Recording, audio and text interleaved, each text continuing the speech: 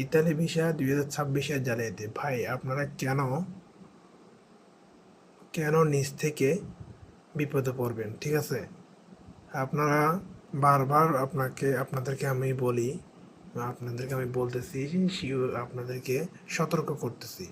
সেই বিষয়টা হচ্ছে যে যদি বলি বা ইত্যাদিতে যারা আছে এরা যদি বলে, ব্লগাররা যদি বলে, মানে ওদের অ্যাকাউন্টে বা আমারও অ্যাকাউন্টে লাখ লাখ টাকা ঢুকে যাবে, কিন্তু কথা হচ্ছে যে তার মাধ্যমে যদি আপনি অ্যাপ্লাই করেন বা কাজ করার জন্য চেষ্টা করেন, যাওয়ার জন্য চেষ্টা করেন, তা কিন্তু আপনি কিন্তু প্রতারিত হবেন, আপনার আশাটা মাটি হয়ে যাবে।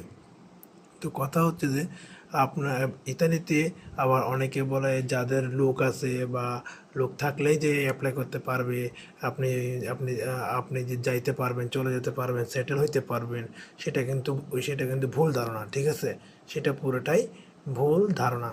সেটা কারণ হচ্ছে যে শুধু লোক থাকলেই হয় না।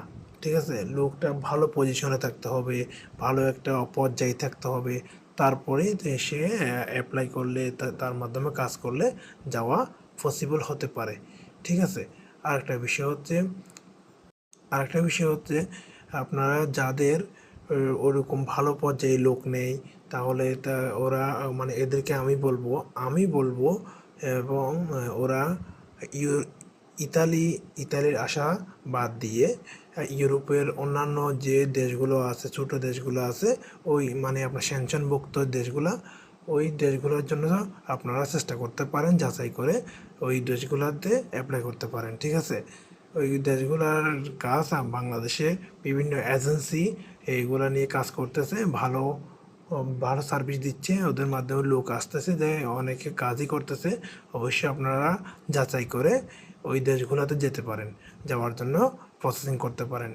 এটাই আমি বলবো, কারণ ইতালি এমন একটা দেশ, ইতালিতে আপনারা ভালো পর্যায়ে যদি কোনো লোক না থাকে কাজ করার মতো বা আপনাকে নিয়ে আসার মতো বা আপনাকে পাঠানোর মতো, ওরকম লোক না থাকলে আপনারা এজেন্সি বা যে কোনো এজেন্সি মিটে মিটে কথার মধ্যে পড়ে, ভালোবাসার কথার মধ্যে পড়ে আপনারা প্রতারিত হবেন।